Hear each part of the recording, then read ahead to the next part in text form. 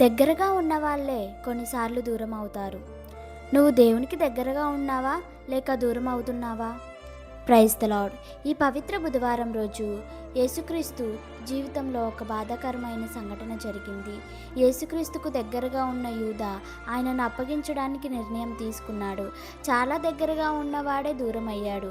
కానీ ఇక్కడ మనం నేర్చుకోవాల్సింది ఏమిటంటే, మనం కూడా చాలాసార్లు మన ఆలోచనలు, మన పనుల ద్వారా దేవుని దూరం చేసుకుంటాం. ఈరోజు ఒక గుర్తు: మన హృదయం నిజంగా దేవుని వైపు ఉందా? డబ్బు, ప్రపంచం, చిన్న చిన్న విషయాల కోసం మనము దేవుని కోల్పోతున్నామా?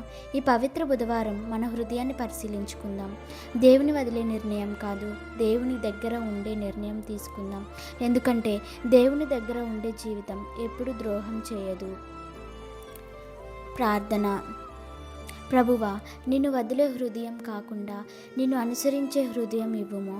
ఎప్పుడూ నీ దగ్గర ఉండేలా నన్ను నడిపించుము. ఆమెన్. మీరు కూడా ఈ ప్రయాణంలో ఉన్నారా?